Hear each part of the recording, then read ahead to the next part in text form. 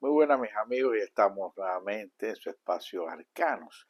Y hoy traemos un tema titulado Místicos Trovadores y vamos a ver por qué utilizamos este término de místico para estos artistas que vienen desde la Edad Media, sobre todo en la zona de todo lo que es Europa y bueno, eran trovadores legendarios, dejando toda una serie de leyendas de amor a su paso y que iban acompañados de instrumentos para hacer estas canciones, estas trovas, sobre todo de tema amoroso, sobre todo, era lo fundamental aquí y vamos a ver por qué el vocablo de místico y por qué también el vocablo de amor o los temas amorosos. En Cuba también existió una trova, por supuesto, el siglo XIX fundamentalmente, en la zona oriental surge y se le conoce como la trova tradicional. Después muchos músicos de otras regiones de Cuba, del centro, de Caibarien, etcétera, pues también empezaron a hacer ese tipo de trova.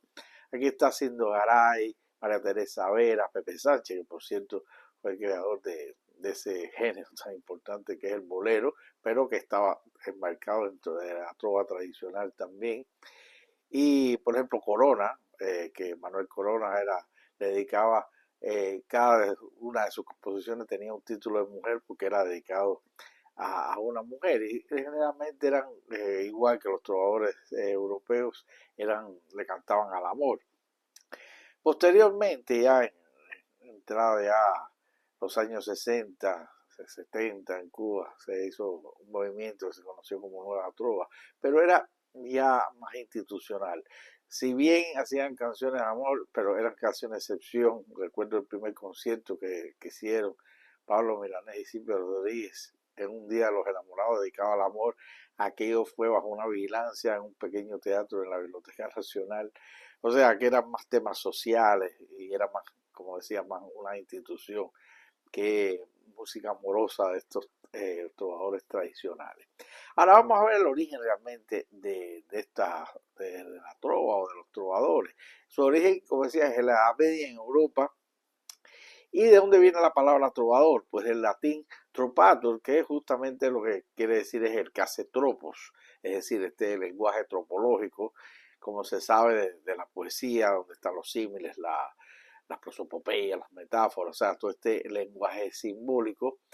Y trovadores se le llamó por primera vez a monjes de monasterios, que eran los que creaban estas melodías litúrgicas, en este caso, pero posteriormente empiezan a salir ya los trovadores del pueblo, y es que empiezan a cantar y a componer toda esta serie de composiciones amorosas, por allá por los siglos, por ejemplo, 11 y 12, sobre todo en zonas como Occitania, que era el nombre que recibía una zona del sur de Francia, y también la zona de Tolosa, Albí, y estuvieron sobre todo hasta el siglo XIII, o sea, el siglo XI, el siglo XIII, es que tienen en auge estos trovadores, y venían acompañados de varios instrumentos, gaitas, etcétera, y le cantaban a las damas, a las bellas damas, y esto, por supuesto, si el origen había sido en las iglesias, o sea, en los monasterios con los monjes, que eran los primeros trovadores, ya la iglesia no veía bien, por un problema moral, entre otras cosas, que le cantaran, o sea, al amor de una mujer. Pero existen otras causas y esto es lo más interesante, lo que vamos a ver. Hay un autor francés, Michel Amégot, que él escribió un excelente artículo titulado La Dama y su trovador. Aquí él plantea estos desacuerdos de la iglesia en los trovadores tradicionales a partir de varios puntos. El primero de ellos es el amor cortés, o sea, este amor que cantaban los trovadores a su mujer, que era un amor carnal, ¿no? Y entonces la iglesia, por supuesto, no estaba de acuerdo con esto. Pero existen otras, o sea, otras teorías que son mucho más complicadas. Y está, por ejemplo, la de la caballería espiritual. Estamos hablando de la Edad Media, recuerden que estaban todos estos caballeros errantes con sus armaduras, que también empieza toda esta historia de que la dama estaba presa en un castillo por un marido celoso y entonces ellos iban a rescatar a la dama, aquella dama con el pañuelito en la torre esperando que viniera su amado. O sea, toda esta historia, más que otra cosa, más que un asunto amoroso, o realmente era un asunto amoroso, pero tiene un trasfondo, como vamos a ver, es otra historia con esto que hablamos de la caballería espiritual. Porque ellos tenían un código ético y un código amoroso, pero que era una especie de camino espiritual, o sea, de camino iniciático hacia lo espiritual, que lo hacían simbólicamente a través de una dama, que una dama cuyo amor era devocional en el caso de ellos. Y lo más curioso es que esta dama podía ser real o podía no existir, sencillamente ellos se la podían imaginar. Y aquí la dama y este amor, este romance con la dama, era una especie de servicio que ellos daban desde el punto de vista místico. Y, o sea, era un poco la dama, la búsqueda o la definición de su propia fe en esta doctrina de caballería. En este caso hay una diferencia.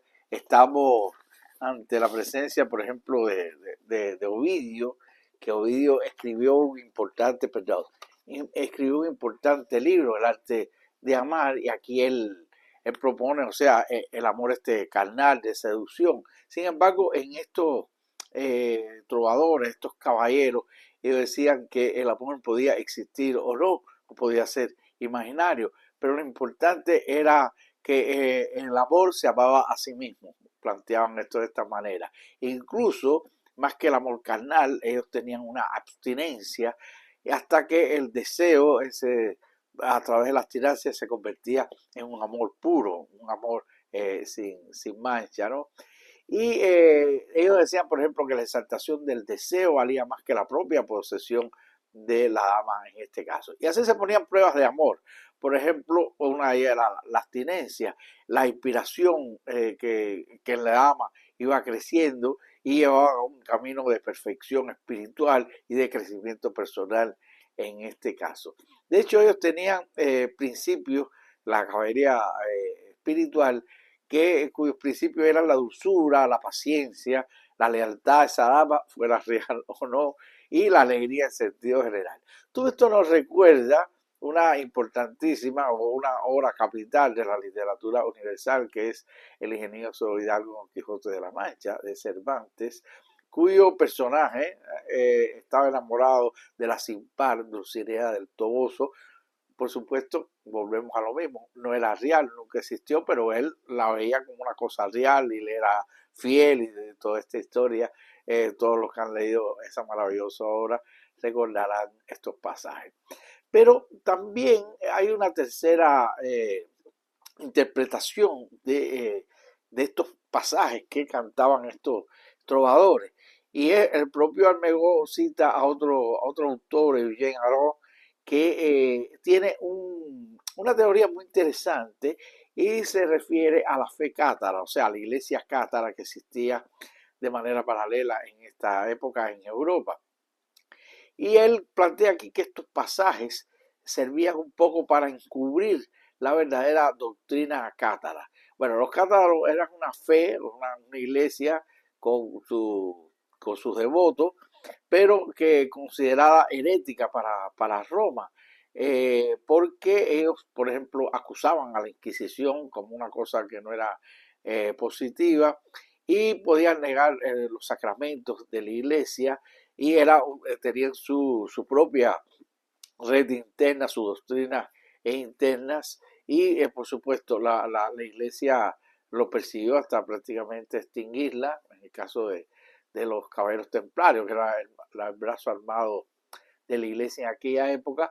Y vamos a dedicarle en un futuro un programa a los cátaros, que me parece que más que una fe era toda una cultura muy interesante. Pues aquí este autor, Ajo, trata de hacer que esto sea un paralelo, una especie de encubrimiento de las letras y de lo que se cantaba los trovadores con respecto a la fe cátara. ¿Y por qué? Porque en realidad no eran más que claves un poco encriptadas para reuniones que hacían los cátaros a veces en un castillo esto feudal, algún señor feudal que simpatizara con la fe cátara, y entonces ellos hacían en clave esta especie de trovas, ¿no?, que cantaban para irse avisando unos a los otros donde había una reunión. Así, por ejemplo, él ponía a la dama como la iglesia cátara, era el símbolo de la iglesia cátara para referirse a ella. El marido celoso que tenía atrapado, en este caso, entonces era la iglesia católica. Y por supuesto el amante pastor que venía, o el caballero que venía a rescatarla, en este caso, pues era el lugar a veces donde tenían que reunirse ellos. ¿Y qué pasa? Que esto trascendió durante muchos años, incluso llegó a tener más de un siglo, y parece que sí eran bien efectivos. Por otra parte, tenían otros símbolos, por ejemplo, si el pastor llegaba a besar a la dama, esto era el sello de la fe. Si tenían una especie de acto carnal en este caso, pues eh, ya era la consumación, en este caso, de lo que era la verdadera iglesia. Y por supuesto el marido celoso que no dejaba que llegara el pastor aquí, era el divorcio que podía existir entre estas dos iglesias, la iglesia cátara y, ¿cómo se llama?, la iglesia católica. Esto son teorías que se han ido estudiando durante muchos años. No hay nada probado, sencillamente son investigaciones que han hecho estos dos autores con respecto a estos místicos trovadores que dejaron su impronta en la cultura europea y en la cultura universal. Como les digo, más adelante, en próximos programas, vamos a hablar de esta iglesia cátara, de esta fe cátara, que es muy interesante porque era paralela, en este caso, a la iglesia católica, o sea, tenían su propia fe, creían en Cristo, etcétera, pero no tenían los símbolos que tenía la iglesia, por ejemplo, católica, ellos no tenían nada que ver con los apóstoles, era muy independiente, y su doctrina es muy interesante, por cierto, muy mística, muy centrado en ellos mismos, y lamentablemente la destrucción de su iglesia, de sus creencias, de las vidas urbanas de todo esto eh, eh, creyentes en esta fue algo bien trágico. Pero bueno, eso lo dejaremos para más adelante. Hasta aquí este encuentro de hoy. Nos vemos la próxima semana. Así que les deseo lo mejor en esta semana que está corriendo y nos vemos el próximo miércoles. Queden bien.